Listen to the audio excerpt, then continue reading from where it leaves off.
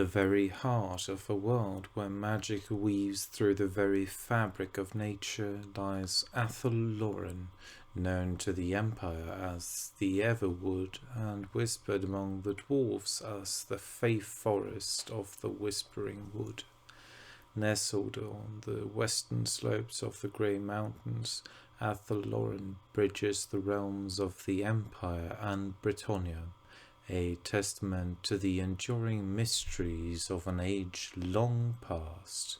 The forest is unlike any other. It breathes and thinks, a singular consciousness that spans its vast expanse. Since the dawn of its existence, Athel Loren has been alive in a way that defies the nature of trees. It harbours emotion foreign to its kind, anger, hatred, a deep-seated malice toward the mortal races that scurry beneath its canopy. The origins of its awakening remains a mystery, lost to the eons, whether it was the enigmatic Old Ones who bestowed sentience upon these woods, or the cataclysmic coming of chaos that stirred the forest from its slumber, is a question without answer. What is known is that since time immemorial, Athel Loren has been a haven for spirits of the wood, beings both wondrous and terrifying. Like the chaos wastes, Athel Loren defies the conventional laws that govern the world outside its embrace. Its dominion is a tapestry of contradictions. Here a glen locked in perpetual twilight, there a vale where summer reigns unending. Time itself bends to the will of the forest, flowing with a rhythm that disregards the passage of hours in the land beyond. A traveller might wander beneath its boughs for what may seem like mere moments, to emerge into a future where generations have passed. Encircling the forest, a magical ring of standing stones stays sentinel, ancient magic curbing the forest's expansion. These stones hum with a power old as the land, a barrier against the encroachment of civilization, and a ward to contain the forest's wild heart. The Wildwood, known to those who dare speak of it as the realm of Sitharai, holds the forest's most ferocious spirits. Here the Wood Elves banish those beings too volatile, too malevolent to roam freely. The Wildwood is a place of shadow and fear, where the trees themselves might turn against the unwary, and the air is thick with the promise of danger. At the centre of this complex web of life and magic stands the Oak of Ages, a colossal tree whose roots delve into the very existence of the world. More than a mere plant, the oak is a nexus of power, its life force intertwined with that of the forest and its elven guardians. The world roots, vast tendrils of living wood, stretch from beneath the oak's mighty base, reaching across continents and threading through the fabric of reality itself. Athel Loren is no ordinary woodland. It is a realm of enchantment, where time bends to the whims of the forest. Hours spent wandering its verdant paths might only account for minutes in the real world, where a brief sojourn could span centuries outside its borders. This is a place where the forest itself watches over its children, guarding against them who would do them harm. The glades, as named by the Wood Elves, are not just mere openings in the dense canopy of Athel Loren. They are sanctuaries where the veil between the mundane and the mystical things, where the air thrums with the pulse of ancient magic. These spaces bathed in sunlight or washed in the glow of the moon, serve as conduits for the raw energies that flow through the forests, energies that the Wood Elves have learned to commune with and harness over countless generations. Amidst the sprawling expanse of Athel Loren, these glades are as varied as the forest itself. Some are tranquil, surrounded by the gentle rustle of leaves and the soft murmur of wind through grass. Others pulsate with a more intense energy, where the ground itself seems alive and the air crackles with the power of untamed magic. It is in these clearings that the Wood Elves perform their most sacred rituals and celebrations, aligning themselves with the rhythms of nature and the cycle of the seasons. The flora and fauna of Athel Loren take on different character in the vicinity of these glades. Flowers bloom with an unnatural vibrancy and trees grow to monumental sizes, their branches twisting into intricate patterns that some claim contain the secrets of the forest. Creatures of myth and legend are drawn to these places, from unicorns that tread softly on the lush grass to spirits that flicker in the corner of one's eye, gone when looked at directly. To wander into a glade is to step into the heart of Athel Loren, to feel the pulse of the forest and hear its whispered secrets. The Wood Elves guard these places fiercely, not out of greed, but out of a profound respect for the balance of nature.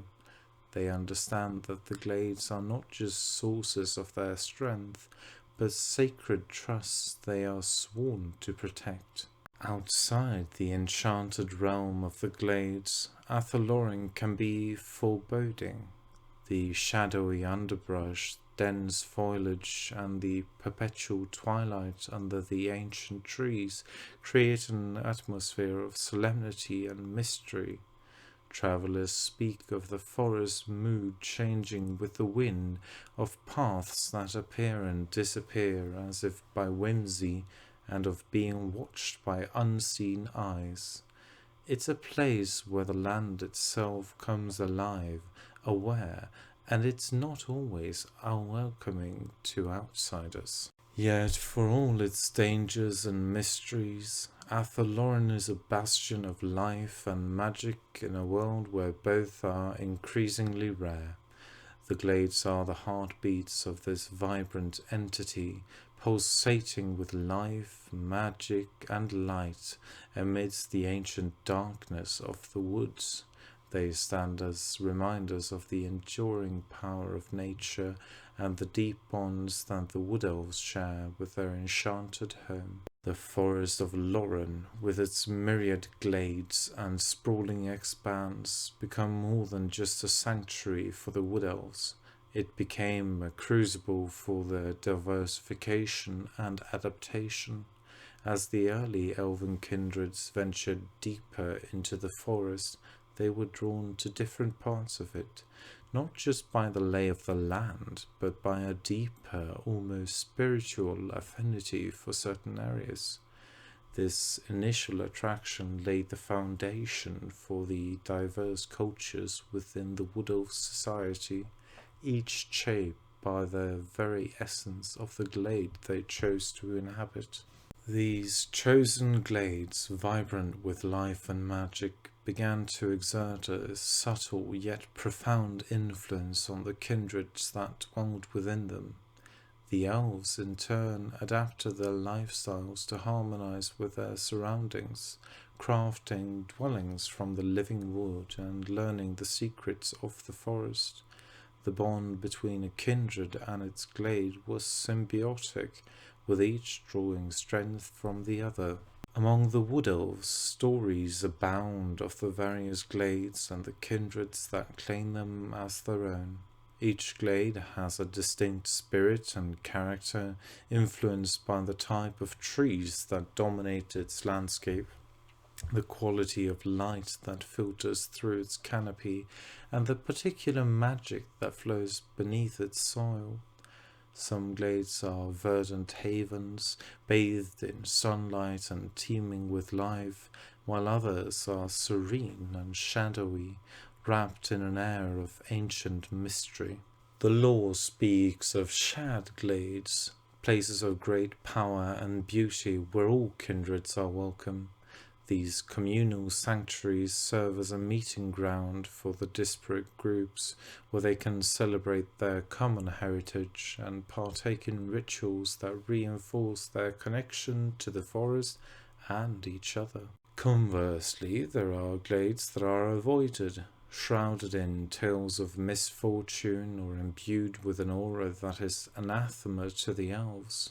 These places are left untouched, respected from a distance, and in spoken only hushed tones around the campfire. The early days of the elf colonists' encounter with Athel Loren were marked by a mingling of fascination and foreboding. The forest, shrouded in mystery, teased them with the fleeting visions of otherworldly lights and massive elusive shapes that beckoned from beyond the tree line. Yet the depths of Athel Loren remained impenetrable, guarding its secrets with a ferocity that belied the serene beauty of its facade. Driven by a desire to unveil these mysteries, the elves launched 3 ambitious expeditions, each a testament to their determination and valor. However, the forest met them with unfathomable hostility. The first expedition suffered grave losses, with only 700 of its 1,000 warriors returning. The second vanished without a trace, and from the third only a single grievously wounded elf staggered back to the edge of the forest, her mind shattered by what we had witnessed, only to succumb to death and madness the following day. The elves named the forest Athel Loren, recognizing in it the behaviors and caprices of a vast sentient entity that perceived their incursions as threats. Waystones were placed to mark its boundaries, a tacit acknowledgement of respect and caution. Though the elves retreated to the outskirts, the forest's enigmatic inhabitants, nymphs of beguiling beauty and lethal intent, continued to lure the unwavering into its depths, from which there was no return. The War of the Beard, a cataclysmic conflict that raged across the Old World, brought calamity to the borders of Athel Loren. Settlements were razed and their inhabitants slaughtered, marking a dark chapter in the history of the elves. In the aftermath, Caradriel, the newly crowned Phoenix King, commanded a retreat, calling all elves to return to Ulthuan. Yet not all heeded his call. Those who had endured the war's horrors, bounded by survival and defiance, chose independence. They took the name Azrae, marking their separation from their kin across the sea and their deepening connection to the forest that had become their sanctuary. The dwarfs, embittered by the conflict and seeing no distinction between friend or foe, advanced into Athel Loren with intentions of destruction. They cut down trees and set fires, seeking to eradicate the elves who had taken refuge with the forest's embrace. But Athel Loren, though weakened by winter's grasp, was not defenseless. It did not cross the invaders outright. Instead, it guided the Azrae to safety, opening hidden paths to their settlements. The Azrae, adept at guerrilla warfare and intimately familiar with the forest's secrets, proved elusive adversaries. harried by relentless shadowy assaults and unable to gain a foothold, the dwarves eventually withdrew, leaving Athel Loren and its defenders to heal and strengthen in the aftermath of conflict. This period marked a turning point for the Azrae. In the crucible of war and survival, they forged a deeper bond with Athel Loren, becoming not just inhabitants, but guardians of a realm that was as much a part of them as they were of it. Athel Loren, for its part, recognized in the Azrae not intruders, but kin, marking the beginning of a symbiosis that would define the essence of the Wood Elves and their forest home for ages to come. In the aftermath of their defiance against the edict to return to Ulthuan, the elves who chose to make their home within Athel Loren became to form kinbands or kindreds, each forming their own path within the forest's enigmatic embrace.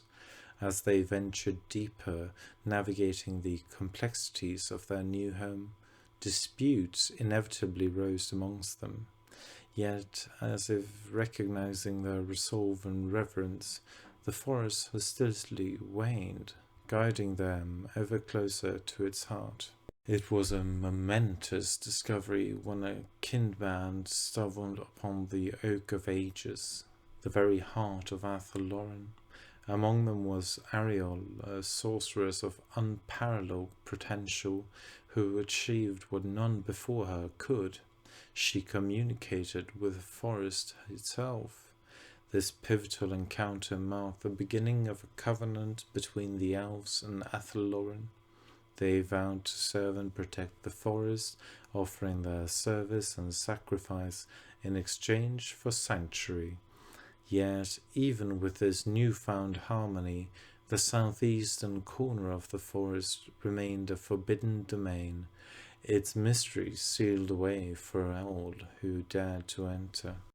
The unity among the elves was tested in the autumn of 1125 before IC, when dwarfs, driven by old grudges and a relentless hunger for reclamation, marched upon Athel Loren once more. This invasion pierced the tranquillity of the slumbering woodlands, prompting an unprecedented gathering of elven lords and ladies at the Oak of Ages. Among them, Ariel and Orion, drawn together by a destiny yet unclear, listened as the tree lord Adanhu offered an alliance steeped in ancient magic, albeit one that required a sacrifice. In the face of this dire threat, they accepted, vanishing into the depths of the forest, a silent promise of their commitment to its defense. The ensuing battle saw an alliance of forest spirits and elves like never before. Even Durthu, one of the mightiest three men, consumed by fury, joined in the fray, embodying the forest wrath. Together they turned the tide against the dwarfs, driving them back in a decisive victory that would be remembered by the dwarves as Karazhan, a source of new grudges, yet deterring them from encroaching upon the forest for many centuries. But the forest's trials were far from over. As winter's grasp tightened around Athel Loren, a new menace emerged in the form of bloodthirsty orcs and goblins. This horde, vast and relentless, threatened to overrun the woodland realm, but the forest was not defenseless. In its darkest hour, Kurnos, the god of the hunt, made his presence known. Under his guidance, the elves and the spirits of the forest united once more, a formidable force had swept through the invaders with lethal precision. In the aftermath, the elves returned to the Oak of Ages, weary but victorious, to witness a sight that would forever alter the course of their history. Ariel and Orion, now enthroned as the king and queen of the wood, were the embodiment of the forest's majesty and mystery. The elves, in awe and reverence, paid homage to their new monarchs, recognizing them the protectors of Athel Loren and the embodiment of their covenant with the forest. This alliance, born of necessity and forged in the heat of battle, marked a new era for Athel Loren and its inhabitants. The elves, now united under the banner of their king and queen, stood ready to face whatever challenges lay ahead, guardians of a realm that was both their sanctuary and their responsibility.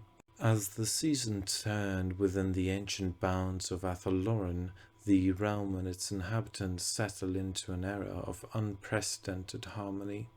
The Azrae, under the benevolent rule of Queen Ariel and King Orion, flourished, their lives intertwined with the ebb and flow of the forest magic.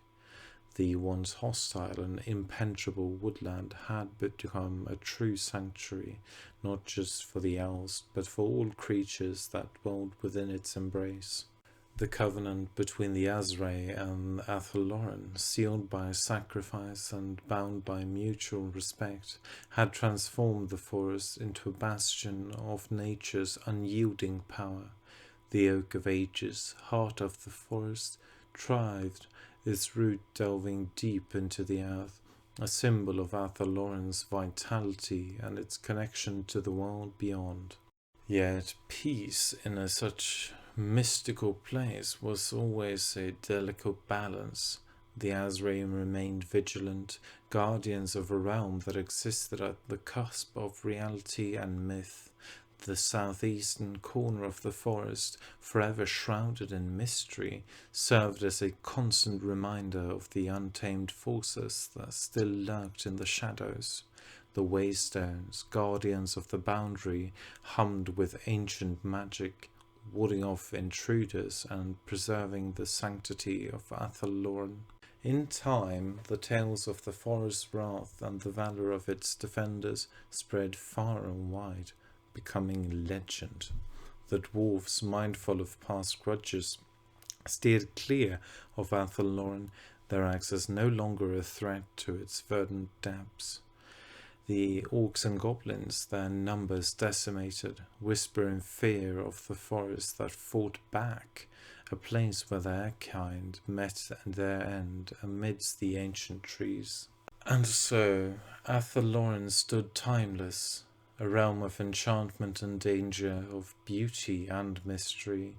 The Azrae, no longer mere survivors, but sovereigns of their domain, embraced their role as the forest protectors. Ariel and Orion, their reign eternal in the heart of their people, were more than monarchs. They were the embodiments of Athel Loren's spirit, a bridge between the elves and the arcane forces that animated the forest. To the local Bretonnian peasants living near its borders, Athel Loren is a place of awe and fear, a reminder of the world's mysteries that lie just beyond the fields they know. Tales of those who ventured into the forest and never returned serves as a cautionary tale, ensuring that the forest's secrets remain undisturbed by the uninitiated. As the sun sets on Athel Loren, casting long shadows beneath the towering canopies, the forest whispers its ancient tales to those who would listen. In the harmony between the Azrae and the woodland realm, a new chapter begins, one of endless possibilities and adventures yet to unfold. And within the heart of the forest, the Oak of Ages stands tall, a beacon of hope and a symbol of the enduring magic that flows through Athel Loren, undiminished by time. If you enjoyed this video and want to learn more about the world of Warhammer, make sure to drop a like and subscribe to the channel. Thank you for listening.